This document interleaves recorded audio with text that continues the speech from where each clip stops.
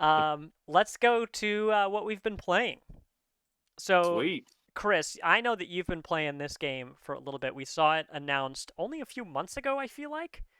Yeah. This is Moonbreaker, a game where you can customize your board game looking chess pieces. And right, it's like I a got this. I'll help you yeah, out with this. yeah. Tell me about This it. is a digital minifig tactical thingy. Nailed it. Yep. You That like that? yeah, I love it. We're gonna put that Okay. on the transcript. Just that'll be the Feels headline. right. Thingy. Um, but yeah, it's early access. It's like $25. Moonbreaker. It's from the people who made Subnautica and Brandon Sanderson, who I've heard is a very popular writer. All the characters are really fun. They all, have their own voice actors who do a lot of. I will say, there's a lot of miraging going on. A lot of miraging. There's a lot of mirage out there. You're like, oh, this is like the mirage character, and then like another person drops it and is also kind of witty and sarcastic, and you're like, oh, well, that's sort of like another little mirage, but they all say funny things. Yeah, this is Uh, not like a Borderlands situation.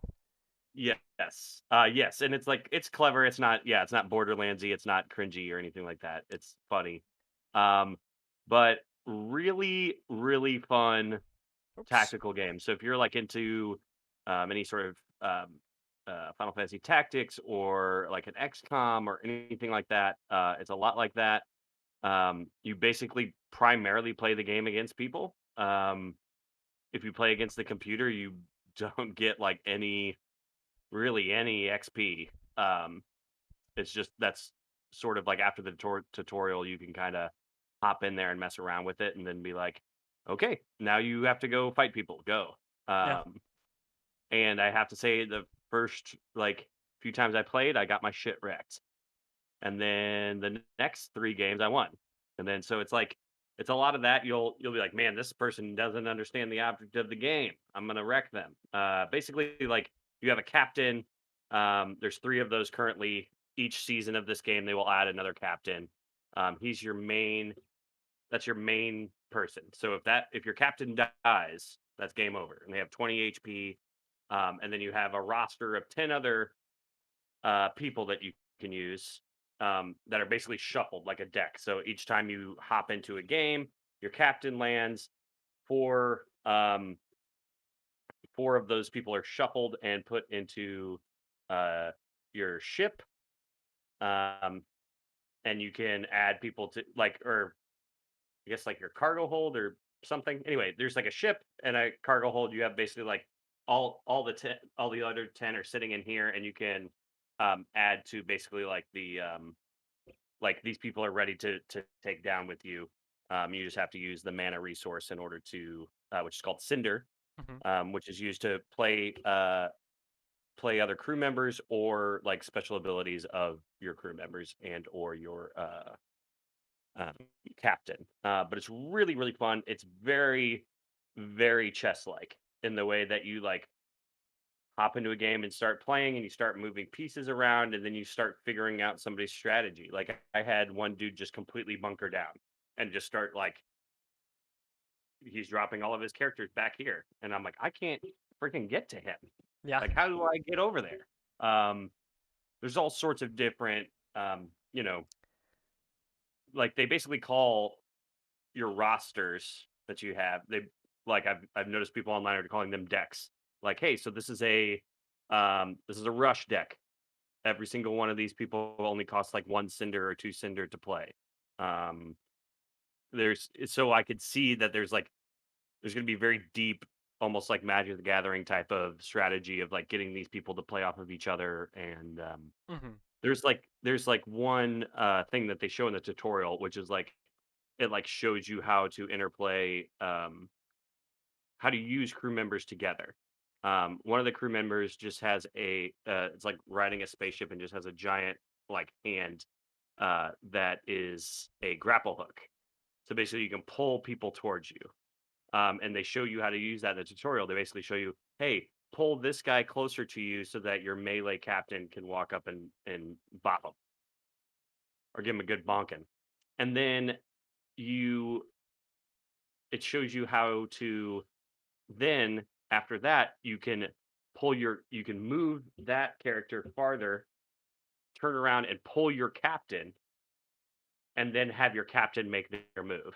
Oh, Um, that's so cool. there's a lot of really cool, interesting, like, oh, okay, I see how that works with each other.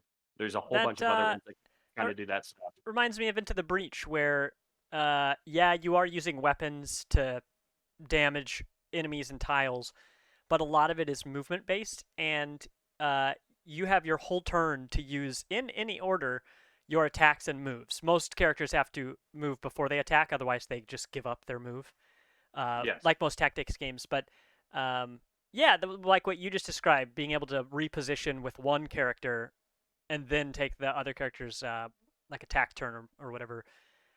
Yeah, that was one of my very favorite things about Into the Breach is how tactical it was outside of just damage. Like, it's not just about either moving in for an attack or getting out of danger.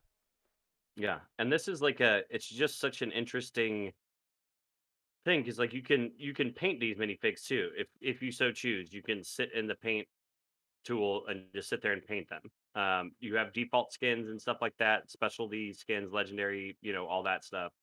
Um, but you can really make these teams your own if that's how you want to do it. If you want to sit there and spend the time in there, and you can like every single one of them that are uh, like skins in the game were made in the tool, so like Oh, that's what's cool. possible.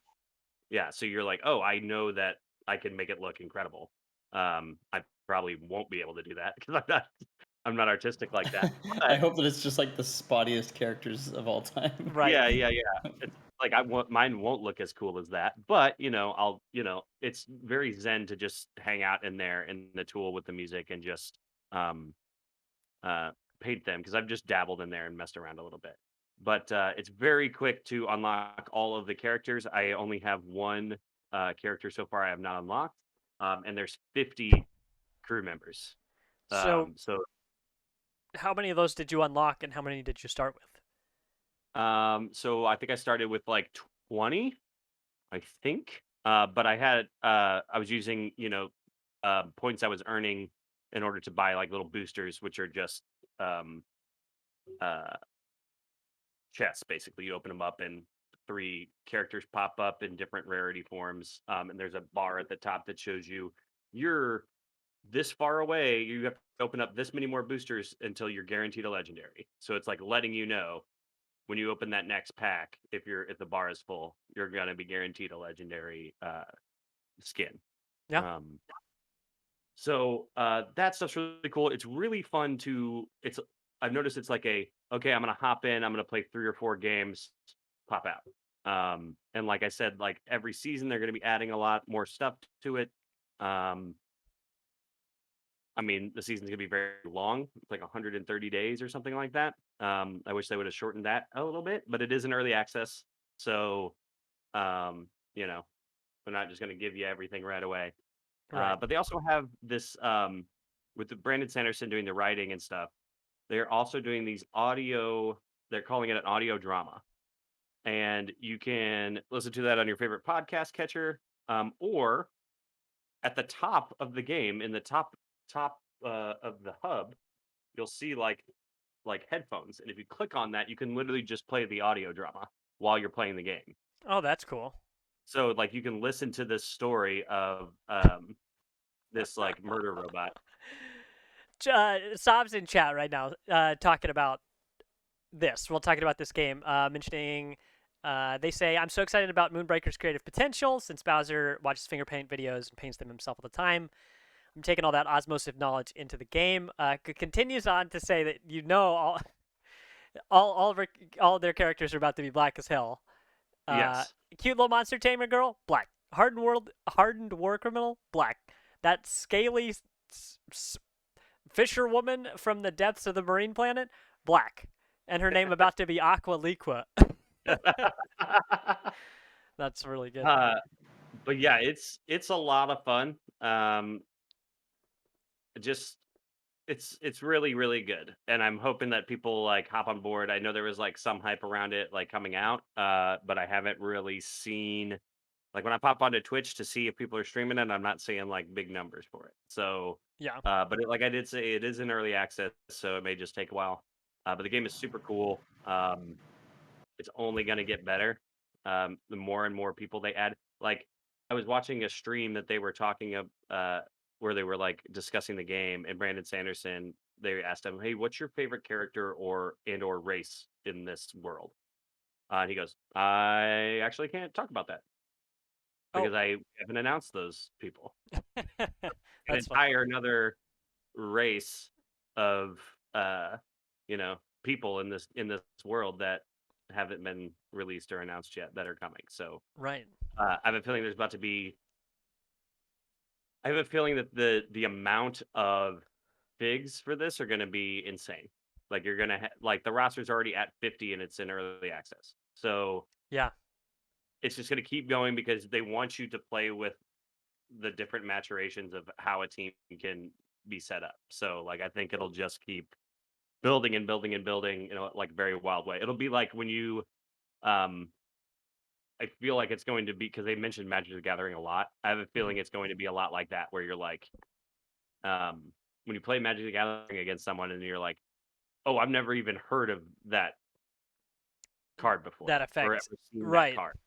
Like um but the game is like absolutely so cool. The way that they are building the world, the like as soon as I started playing it, I was like, this could totally be a tabletop thing that would be awesome. And you would Mhm. just do dice rolls to see if you would hit or not, those kind of things. Right.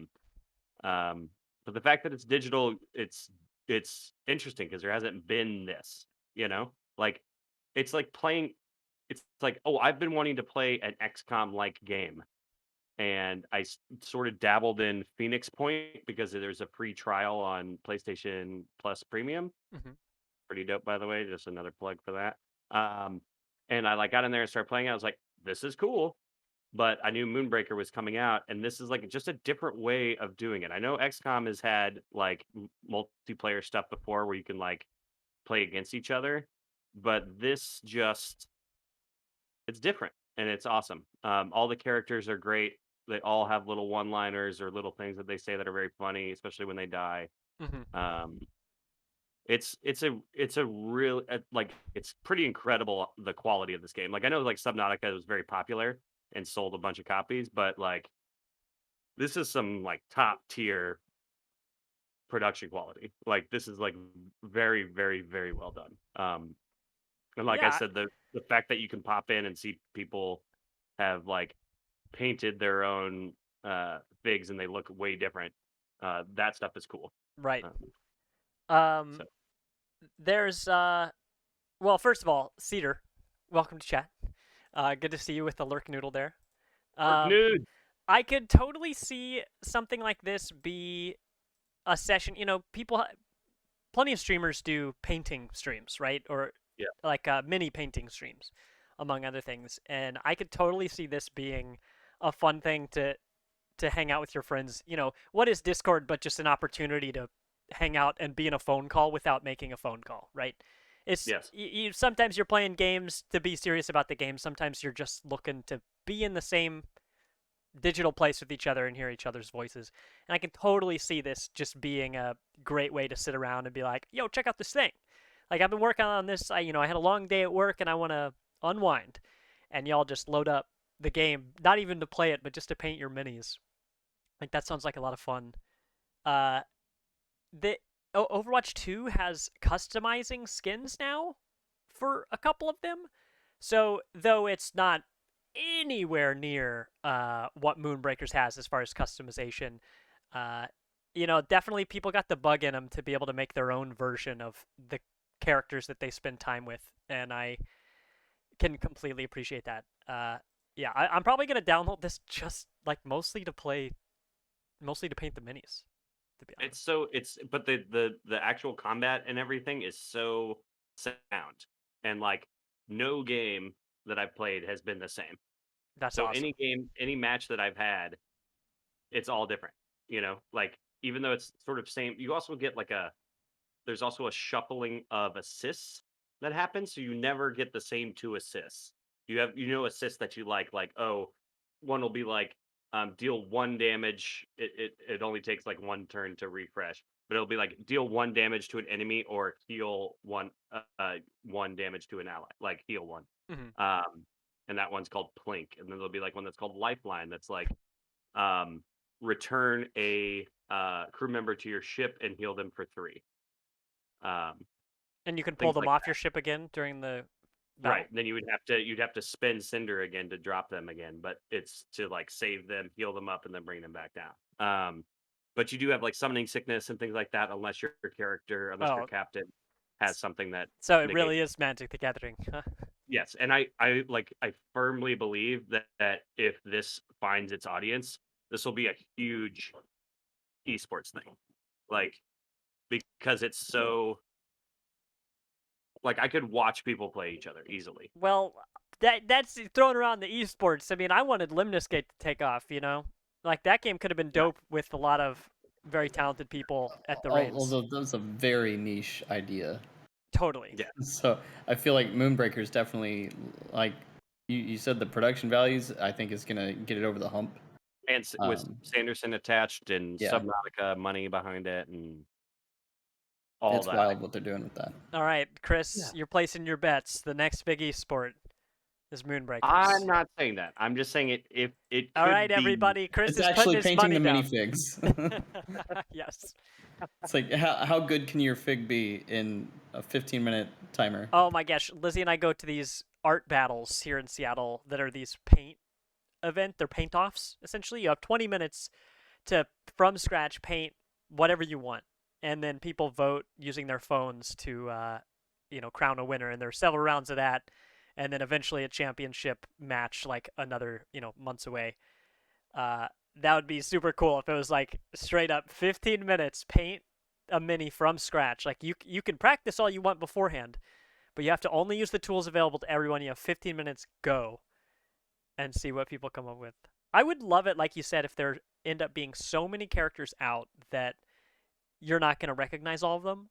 But it seems like that in this case, like Magic the Gathering, like that would be interesting instead of like Smash Brothers, where you're like, how could I possibly beat this person who has encyclopedic knowledge, of 100 characters and I don't. It sounds a little more palatable, right? Because and like I said, they are trying to give you characters. Like they are not trying to keep them from you in any way. They're like, take them, all of them, have them all.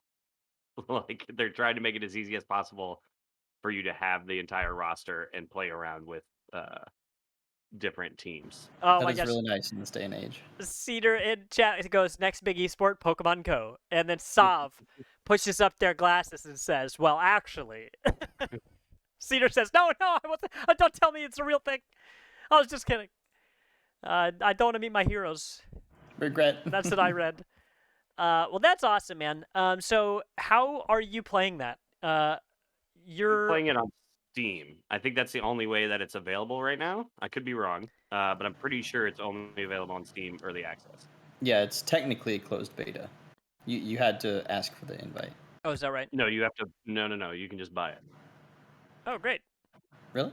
Huh. Yeah. So the Early Access is 25, and they have like a boosted up one that's 30, I believe. Oh well, you can buy it, but you could have also been invited for free. Well, to the closed beta that was earlier. Now it's Early Access. Now you have to buy it in order to be in there, I believe. Well, from what I understand, that's the only way you can be in right now is if you bought it.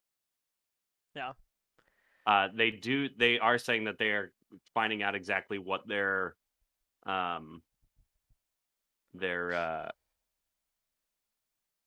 like plan is going to be. Like when this game fully releases, is it going to be free to play?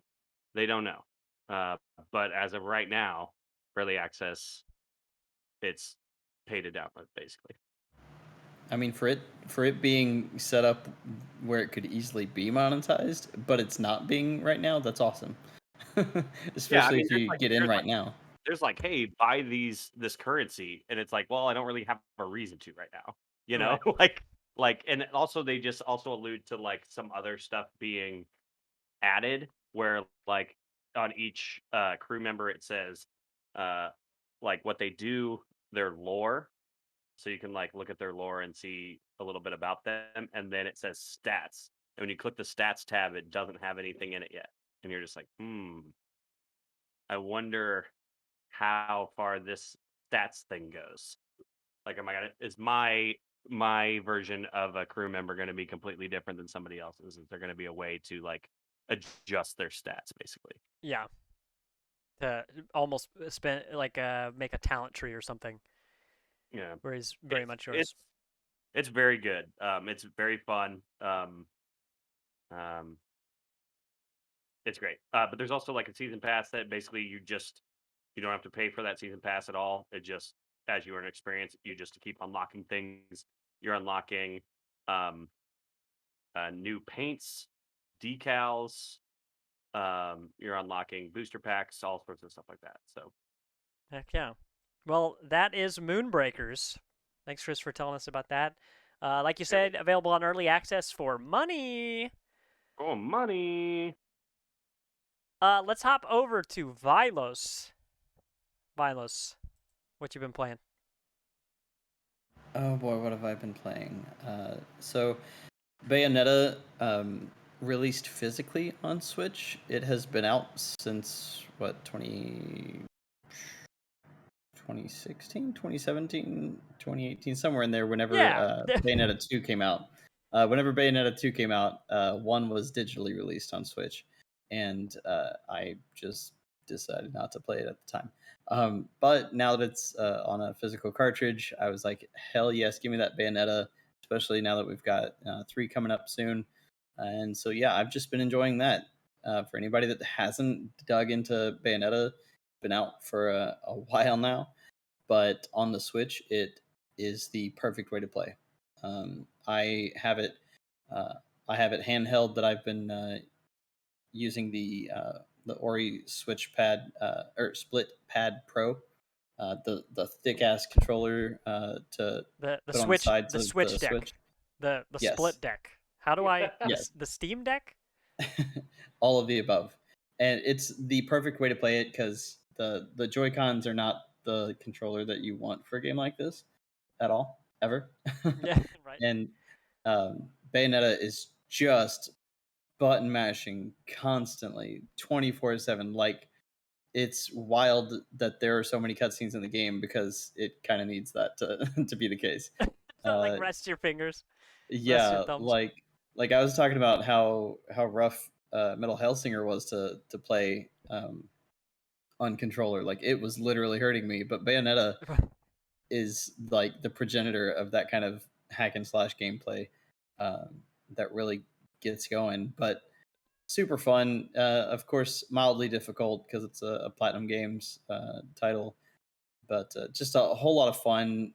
Anybody that's unfamiliar, it's a very mature but also very immature. It is it is in the same vein of the Devil May Cry series, just because that's how it was born Games into this designed by world. teenagers, or Yeah, like storyboarded by teenagers. yeah. Like when you in Bayonetta 1, you're trying to figure out this history of why Bayonetta is this Umbran witch, and what that backstory means. Because in the beginning of the game, it's like, oh man, there are no more witches, and it's like, boy, you just showed me 2 witches in this cutscene. But it basically tells you, oh yeah, Bayonetta's been living with humans for 20 years, and nobody understands anything except this other character that you saw in the very first cutscene, and you should talk to her. And then you're you're antagonizing her, and she's antagonizing you through this entire game. Like, Good, the way it should be. it's very funny. Um, yeah, like Sob says, Bayo is goals. To be honest, it's a very it's very out there. Oh my god! And I didn't realize this was in the video, but since I'm playing it on Switch, I do have these costumes, and I was playing as the Samus costume, and it was so hilariously awkward. Like, Bayonetta is like basically 7 feet tall, I think, in canon, maybe a little bit taller than 7 feet. And in the Samus costume, she looks hilarious, even though Samus is also incredibly tall. Like Bayo is just legs, dude. Just legs. Like 6 feet of legs. I'm not even kidding. Her character model is so funny in this game. But it's got a whole lot of spunk. It's very fucking ridiculous, and the gameplay is incredibly satisfying because you're just finding combos the entire game. Like any loading screen you have, you're just in this like witch phase world of nothing but like this red mist, and the very few loading scenes that you have, you can just fuck around and you're just trying out combos, and the combos show up on screen on the side. So you're like, oh shit, I just figured that one out. Okay, I'll try to remember that. But you're just pressing buttons the whole time as fast as possible, and it's a good time. There is something about her the character model's face that is so off-putting to me, and I don't know what it is.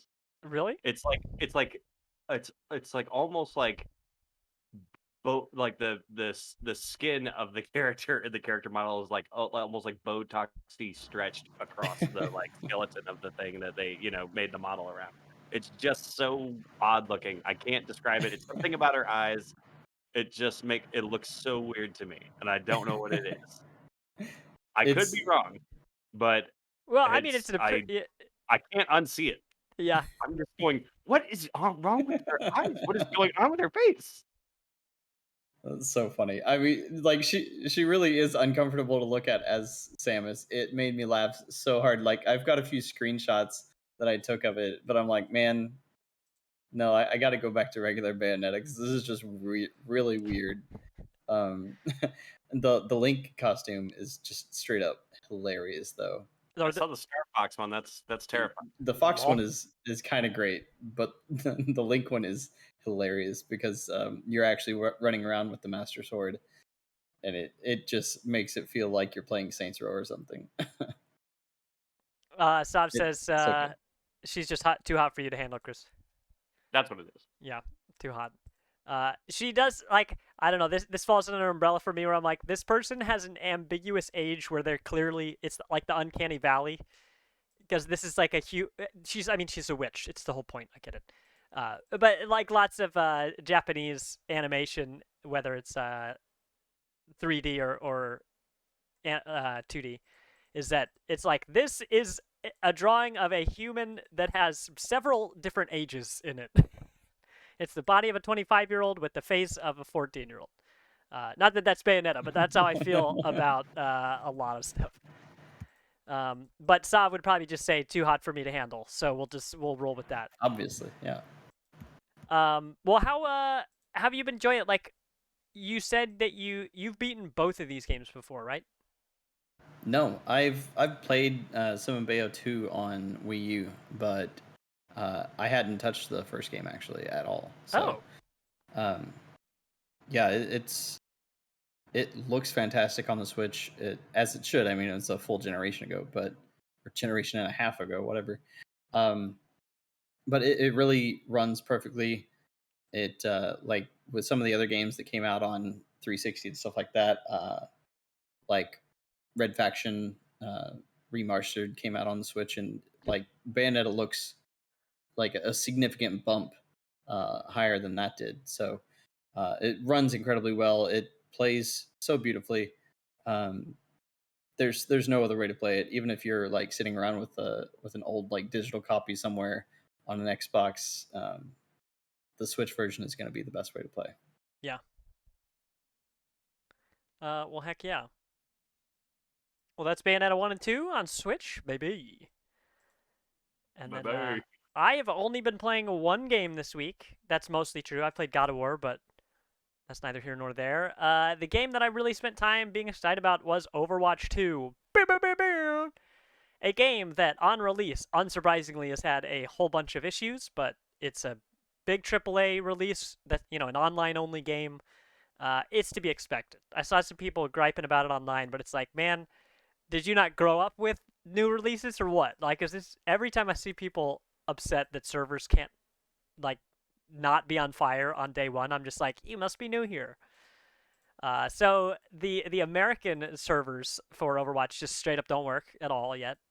They said Several outlets reported that Blizzard got hit with a DDoS attack, which, true or not, is compounded by the fact that there are a lot of people trying to log in at the same time. But if you click into the Asia server, you get in just fine. It might even say that there's a queue, but it'll almost immediately evaporate, so you can very quickly get in.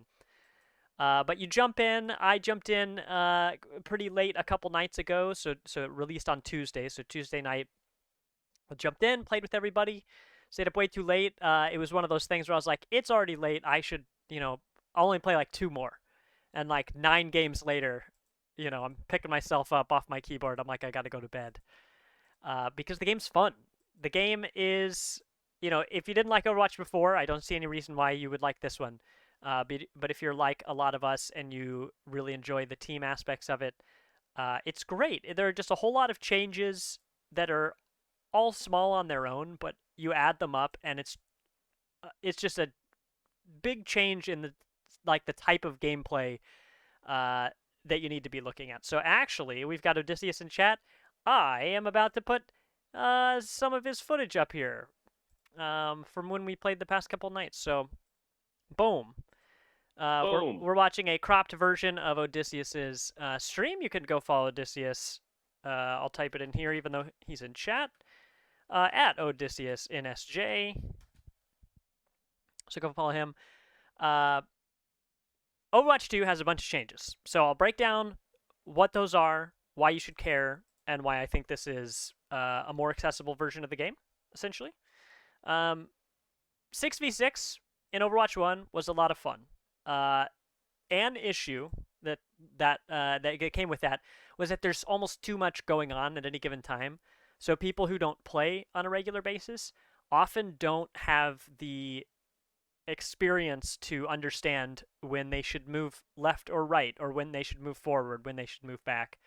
And it can be frustrating sometimes. Like, it doesn't bother me with new players. New players are new players. But with the new game, it's 5v5 only. There's no 6v6 mode anymore.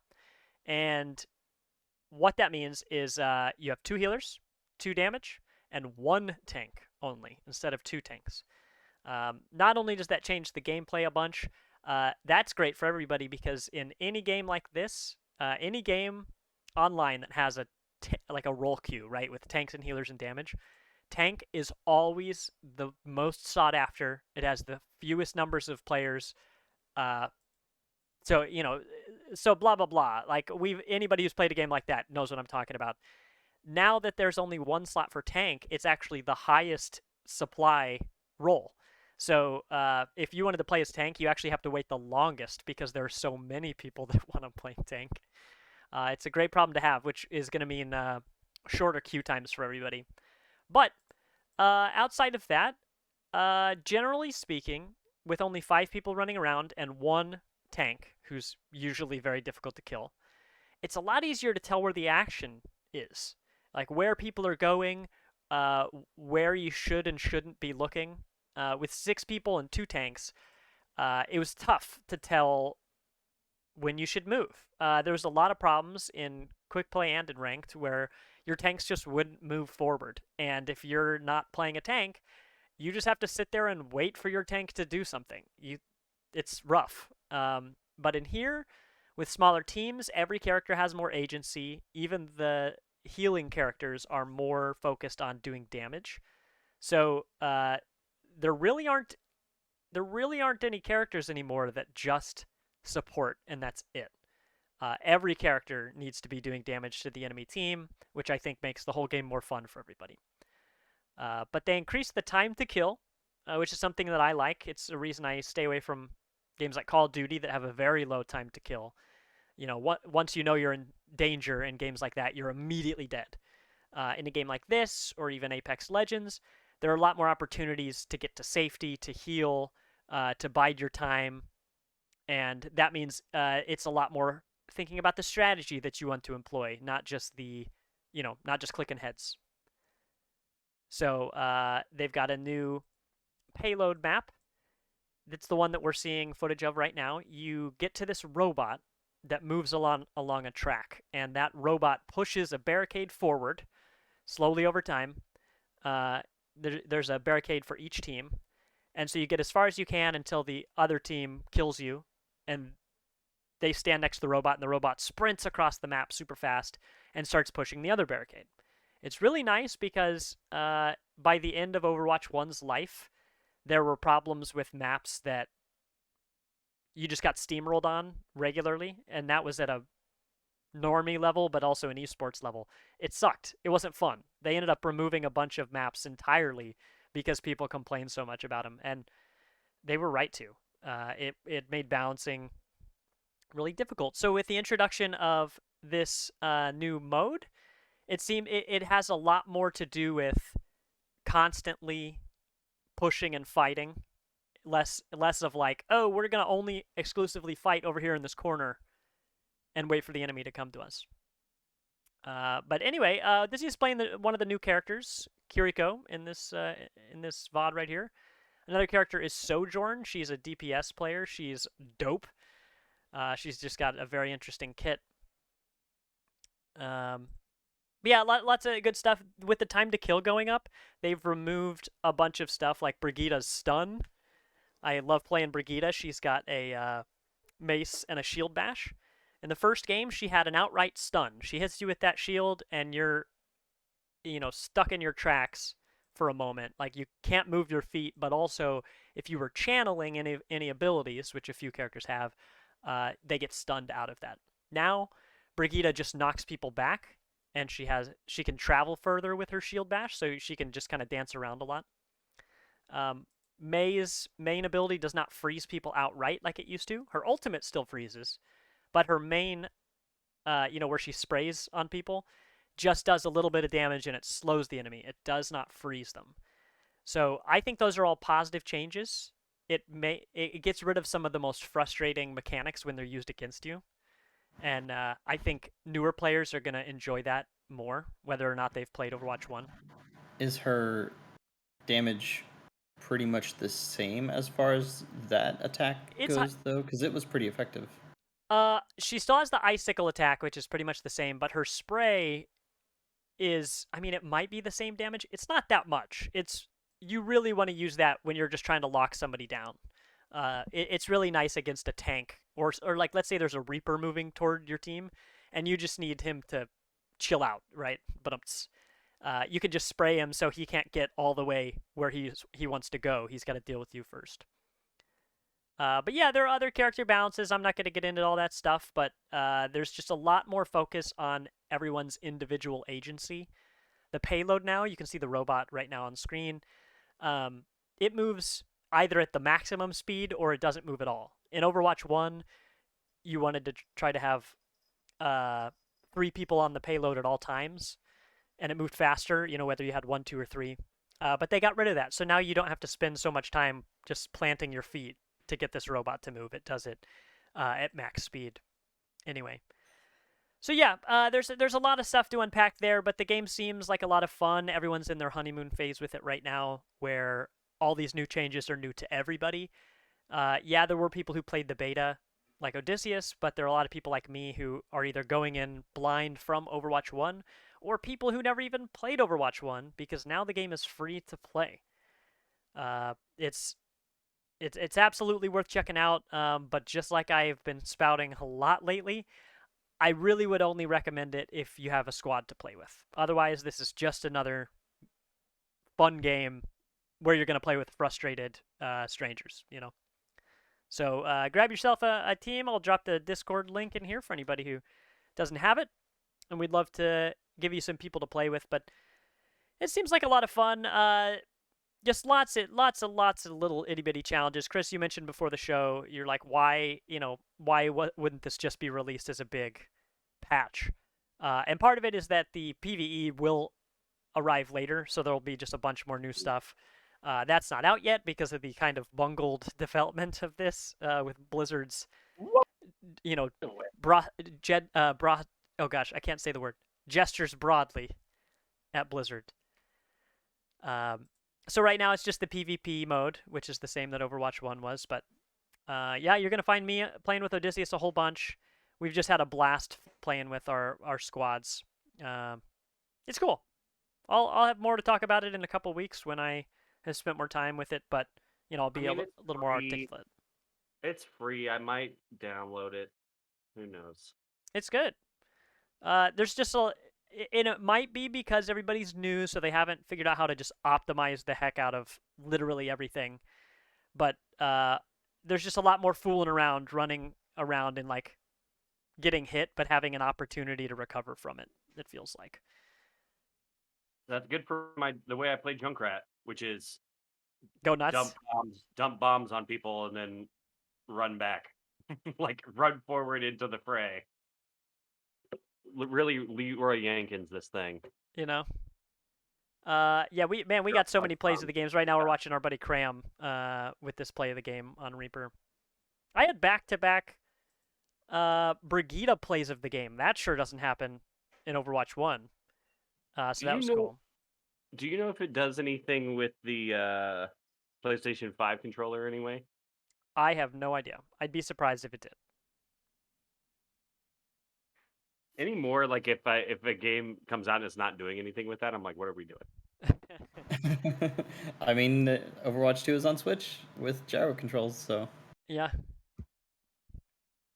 Well, excellent. Yeah, I'll be excited to play that. I mean, probably even after the stream. So if anybody's looking for people to play, and actually, let me double check right now. I bet I can. Oops. I bet I can guarantee you. Tegan's like, let me just clear the next 7 hours of my life. No, I see Odysseus and Fuzzyman Peach are both playing right now, so you could even play while you listen to us. Look at that. Man, Peach. Well, excellent. Okay, so that's what we've been playing. We'll see where we're at next week. I'll actually be out of here, so that's why I said 2 weeks, so you don't have to hear me just spout about Overwatch 2 3 weeks in a row. But let's move on to our party topic. Today, we are going to play some games from Steam NextFest, including Ship of Fools and Friends vs. Friends. But Chris and Vilos here pulled up a couple different demos. We've got trailers to watch for things that you can go on and play right now. So, Chris, do you want to tell us about the Night Witch first? Yes, I do. So when I saw this, I was like, wow, this animation is super nice, and I was like, huh, this seems like also really familiar. Where do I know this from? And this developer is I pulled it up. They are called Super Mega Team, and they did a game back in. Let's see if I can find out when they did this. 2017 called Rise and Shine. That was a like side-scrolling shooter that was very good. It had a lot of like other video game references in it, but it was very pretty. It was really difficult, and it was like, oh, this is like a first nice little game. But the Night Witch, which demo is on NextFest right now, um, is like a big step for them. Like it clearly is like they went a little farther. It's a lot like a I want to say like a side like a Metroidvania shmup almost. Yeah. Also you have cards because you're a witch. You have you like earn mana from killing enemies. They'll drop it and you'll catch it. And then you can use that mana to play these like special abilities, these cards, basically. And it looks fantastic. It plays really well. This is a you'll notice with a lot of these that have come out this week. Team 17 the publisher is really pushing out their games this Yeah. week. I've noticed.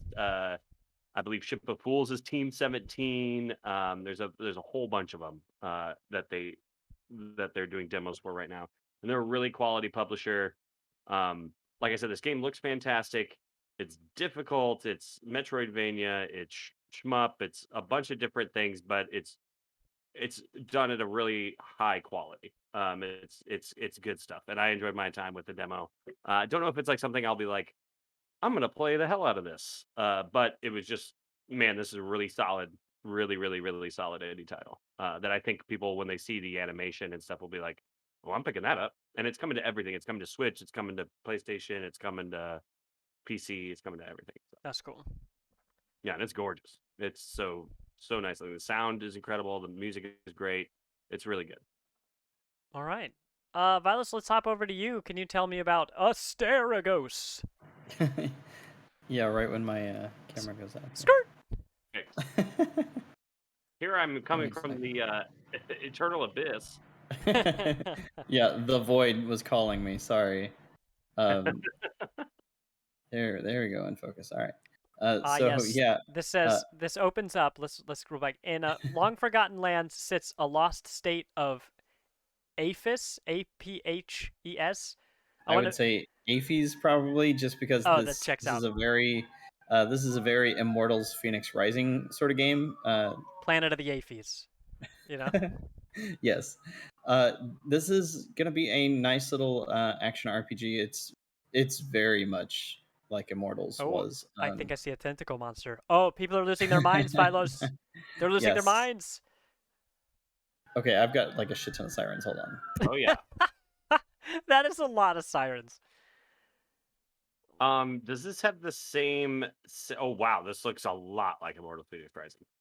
Does this have the same like cheesy, like comedy where you're like, okay, No, yeah, this is a very serious game, and I watched a little bit of one of the community people play it on Steam today, and it actually, like, the boss fight was very much more of a Souls sort of situation.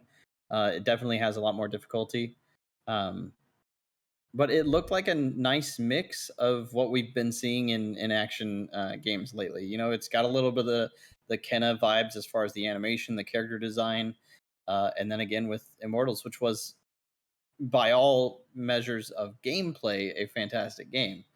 Um, and so I really like seeing an indie dev come into this and bring what they did. Like it's very very colorful, very just like, despite being in the quote unquote era, the very much Greek defined artistic stuff here. Like, we're seeing some different creatures that we don't normally see. You know, it may have a little bit of Norse vibes to it at the same time, but uh it's just that enough of a difference, uh and it seems like it controls very well too. Watching the guy that I saw play, um he was like hyping himself up the whole time in this boss fight, which I think it's mostly the main boss fight in that little Coliseum area, that is in the demo right now. But again, the next fest is going until the 10th, yep. and there are so many demos to play. There are so many streams you can watch. Yep. Like, there's just so much that you can try, and some of these things won't even come out for like 8 months, 10 months down the line, maybe even a year. Asterigos, I think, actually has a date, but I don't remember what it was. But it should be by the middle of next year. Um, but some of these games are ones that we saw, like, at the PlayStation showcase over the summer. And that's actually most of them, I think, that I'm going to talk about tonight are in that they were in state of play in like June or July. Um, so a lot of these are coming to console, but again, most of these are demo first on PC right now. So get that gameplay in while you can, and see if these are going to be worth your time and money, because holy shit, stuff is coming. Yeah, and I meant to say too, and I should have said it for Night Witch comes out November 29th, so it comes out just later this year, so it's really close. Nice. Yeah. Yeah, Right on. definitely worth it. Then, Chris, let's bounce back to. So that's Asterigos, Yes. Planet of the Aphes. Don't tell the devs I said that. Chris, let's bounce back to you. We got Gunbrella. Oh Ella. boy. A. That's the Uh, DLC. That's. y'all like the Volver joints? I like those. Fuck yeah. This game is cool. I was able to play a little bit of this before hopping on here. and it is very dope. It's a lot like Owlboy, if you guys remember Owlboy. That's the vibes it gives me, but like it's made by the creators of Gato Roboto, which I know people enjoyed. It's very cool. Like you have a umbrella shotgun, basically, or a gun umbrella. Oh my god! It also like when the it the way the logo pops off, a red umbrella drops down and gun umbrella across it, and it goes gunbrella every time you're out in the main menu. Um, you can block with your umbrella. Your umbrella can kind of like dash you forward. It can pull you higher up into the air. It's just it's fucking incredibly satisfying. And the pixel art's great. The music's great. Gunbrella. Sorry, it just did it. Soft says this is literally a weapon in Splatoon. Yes. Of course it is. This game is very, very cool. When you kill people, it's just giant splatter of blood, like you would see in like a Meat Boy. It's really, really, it's very, very cool. I heard a lot about this at what was the last big thing? PAX. Gamescom or PAX? Yeah, people were like, apparently the lines to play Gunbrella were insanely long, and now we all get to play it at home. Of course, it's a Devolver joint. Everybody's going to want to get their hands on it and check it out. But this game is super cool. It's also coming to everything: Switch, PlayStation, Xbox, all of that stuff. But man, super rad. Reminds me a lot of Owlboy. There's some puzzle solving mechanics in it, Metroidvania kind of stuff going on. But it is that one when that comes out, that's going to be one of those indie ones that everyone is talking about all at the same time. I do love that it's like, because of the engine that it uses, it's like, did you like Broforce? Well, chill the fuck out and play this, like, Right. because that's what it is. It's like the step down on the violence and the just bombastic bullshit. Oh yeah, when you but it's still describe like there for the the fun. intro, I'm like, yeah, that's Broforce. Gunbrella. And like when you fire the shotgun, you'll see this pixelated shotgun shell like pop out of the gun, and you'll hear it hit the ground, and it's like ting, ting, ting, ting. And it's just like the level of detail on this pixelated game is like it's good, man. And you're like when you start seeing high level play of this game, it's going to blow your fucking mind. You're just be like, how are you doing that? Is this the 'Cause I next could esport? Yes. But like I could quickly figure out like, oh, if you like dash forward and block with the umbrella and whip out the shotgun and shoot him, like there's just like a bunch of really cool maneuverability that can happen in this game, and it's very, very good. Played it for a little bit today, and I was immediately like, well, wish list in that one. Yeah. And it'll be, that's like I said, like this will be a indie darling of the year kind of deal. It's going to be a big deal. Heck yeah. Well, Vilos, has bounced back to you. You got 2 left. Yeah, we'll go with Season here. Yeah. I want to know about So, Season, A Letter to the Future. So I was going to play this last night, but I fell asleep. Whoops. Rip. But I cannot fucking wait for this game, and I really didn't expect it to be on the NextFest bunch. Yes. Just because of what it is. And so, Season, A Letter to the Future is exactly my fucking jam. There's some sort of end of the world situation happening, and your character just wants to record their feelings and just experience this last little bit of life that's going on. And it's literally described as a bike road trip. I mean, come the fuck on. Like, look at the views that you have in this game. It's just so mind-bendingly beautiful, and it's going to be one of those atmospheric situations where you just can't help but put the controller down and just let it go. Yeah. Yeah, it's this is a state of play joint. I remember when this happened on the state of play, we were like, "Oh shit!" Yeah, it looks absolutely phenomenal. I mean, you can take pictures, you can write in your journal. You obviously can bike around and stuff. There are very few people in the game. Obviously, you can interact with animals as well. There's probably more animals in this game than there are human beings. Um, but it's just going to be such a jam. I can't wait to see what kind of music it's going to have as well. The trailer music is good, but obviously you can listen to tracks in game as well. So that's going to make a big difference. Chill Like, vibes is what I feel like this game is gonna yeah, Yep. chill, but like in a nihilistic way, you Yes. know? Oh yeah, I mean clearly this person is not running to hang out with all of their pals, you know. Yeah. Yeah. It's like an anxiety induced vacation. It's like, shit's gonna go down and I just wanna embrace everything I can while it's still here. Yeah, it looks awesome. I have this one downloaded too. I just haven't been able to play it yet. And So I'm really like when I downloaded the demo though, at the same time I was like, I really hope this is a very limited demo because this wanna do can't be more than a 5 or 6 hour game, you know? Yeah. yeah, I mean, if it is great, fantastic. I cannot wait, but it's most likely going to be a very short experience, just bittersweet. yeah, for sure. Yeah, that's the kind of game I would love to watch someone else play. You know, like watching Lizzie play Stray. I'm like, this is exactly how I wanted to consume this game. And watching that game, Season, A Letter to the Future. Yeah, it makes me feel the same way.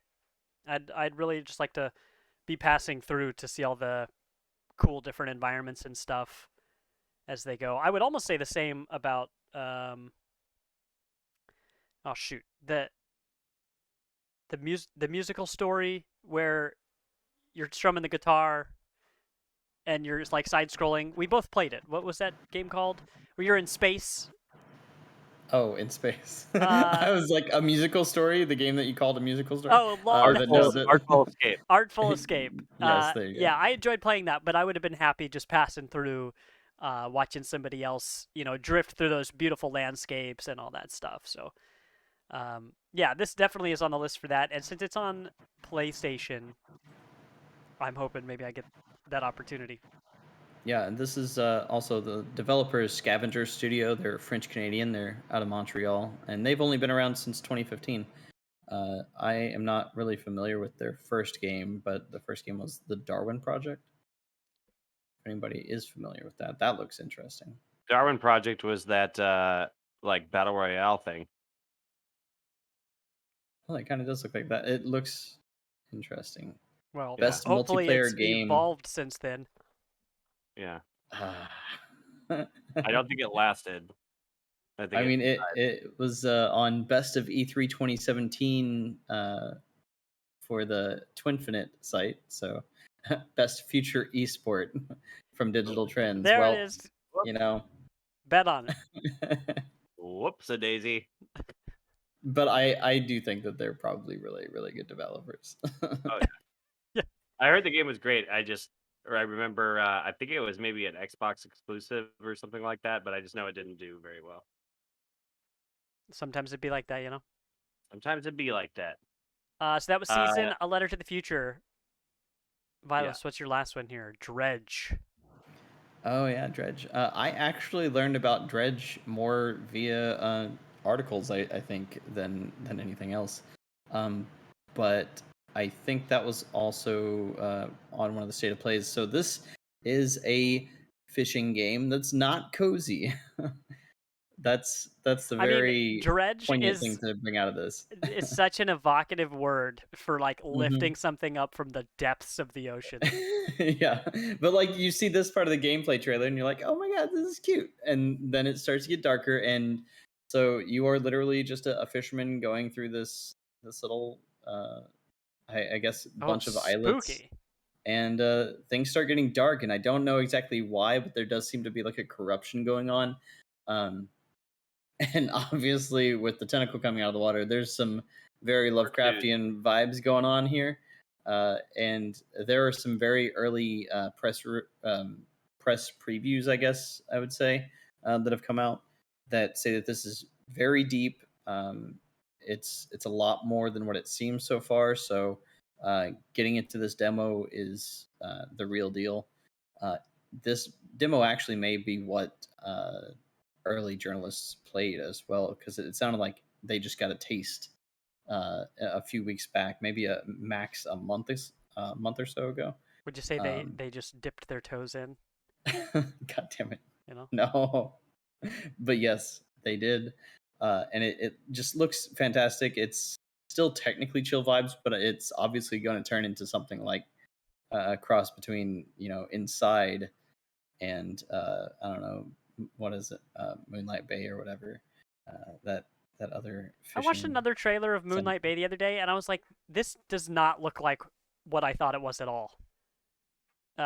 It like leaned very heavily into in one of the several things that it showed us before, and I was like, oh, I think this is mostly hanging out in your kitchen and talking to your friends.